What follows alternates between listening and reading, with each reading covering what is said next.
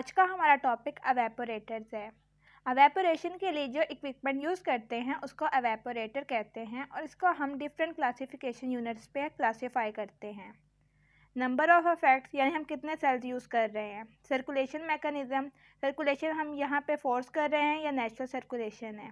Heating mechanism, steam के ज़रिए heat कर रहे हैं या डायरेक्ट हीटिंग दे रहे हैं। Number of pass through tubes, कितने पासेज है यानी कितनी दफ़ा हम उसको घुमा रहे हैं। इन सबको हम एवेपोरेटर से क्लासीफाई करते हैं और डिफरेंट इक्विपमेंट्स को यूज़ करते हैं। वह डिफरेंट मेथड से हम डिफरेंट कंपाउंड्स की एवेपोरेशन करवाते हैं। सबसे पहले हमारे पास यहाँ पे सिंगल इफेक्ट एवेपोरेटर आता है। इंपॉर्टेंट शॉर्ट क्वेश्चन भी है। सिंगल इफेक्ट एवेपोरेटर में सिंपली हमारे पास जो है स्टीम हम गुजारते हैं ट्यूब्स के ज़रिए से और नीचे से हम फीड डालते हैं।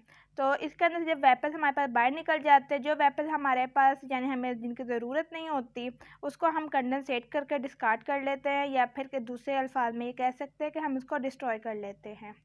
हमारे पास जो प्योर प्रोडक्ट आता है उसको निकाल लेते हैं। अब इस जो एवेपोरेटर्स यानी कि सिंगल इफेक्ट एवेपोरेटर के हमारे पास वर्किंग तो हो गई, लेकिन अब एडवांटेजेस और ड्रॉबैक्स क्या हैं। तो एडवांटेजेस में सबसे पहले तो ये है कि चीप होता है हमारे पास और उसमें हम तीनों प्रोसेस चला सकते हैं, बैच भी, सेमी बैच भी और कंटिन्यूस भी। बैच और कंटिन्यूस प्रोसेस में जो डिफरेंस है वो ये होता है कि जैसे पकोड़े जब तले जाते हैं तो एक पूर निकाल दिया जाता है फिर अगला डाला जाता है, उसको कंटिन्यूस कहते हैं। जबकि बैच प्रोसेस में जैसे सालन बनाना होता है या नूडल्स बनाने होते हैं और वो सारा फिर इकट्ठे ही एक प्लेट या डोंगे में डाल के सर्व किया जाता है। तो ये इन दोनों में फ़र्क होता है। और सेमी बैच ना ही वो कंटिन्यूस होता है और ना ही बैच होता है।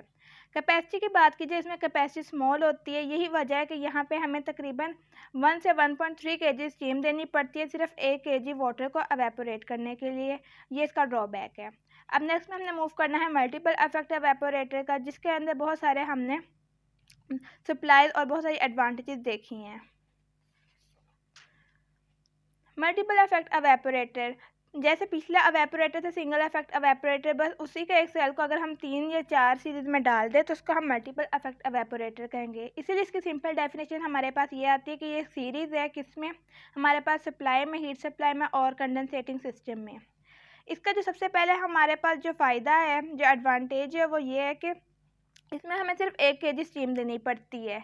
अब यहाँ पे जब वो स्टीम आती है और वेपर्स बनते हैं, यही स्टीम और वेपर अगले यूनिट सेल में भी जाते हैं। वहाँ से होते हुए यहाँ के वेपर्स बनते हैं तो पीछे के स्टीम वेपर जो पिछले सेल से आ रहे थे और इस सेल के, ये फिर तीसरे में जाएंगे और एट द एंड ये कंडेंसेट हो जाते हैं।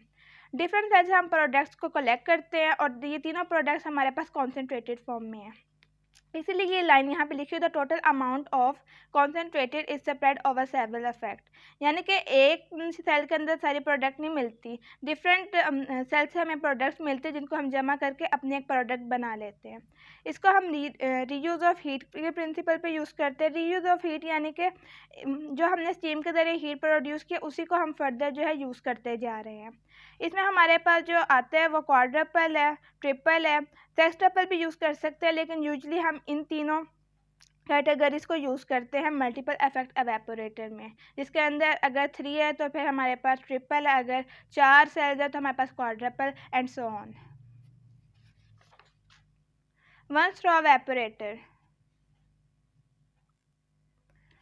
वन स्ट्रॉ एवेपोरेटर के अंदर भी हम स्टीम यूज़ करते हैं, वैसे ही फीड नीचे को डालते हैं। सबसे पहले हमने इसको यहाँ से गुजारना है ट्यूब से। जब ट्यूब से गुजारेंगे तो हमारे पास यहाँ पे एक लिक्विड आ जाएगा जो कि हमारे पास थिक मदर लिक्विड है।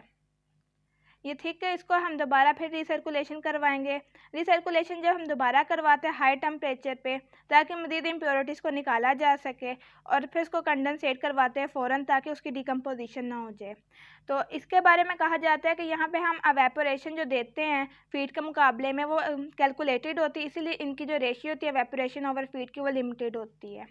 यहाँ पे हम हाई वैक्यूम देते हैं ताकि लो टेम्परेचर दे सकें। इस प्रोसेस को वैसे तो वैक्यूम डिस्टिलेशन कहा जाता है, तो यहाँ पे इसको ये इसलिए दिया जाता है ताकि कंपाउंड की अच्छे से एवेपोरेशन हो सके और हमारे पास प्योर प्रोडक्ट आ जाए।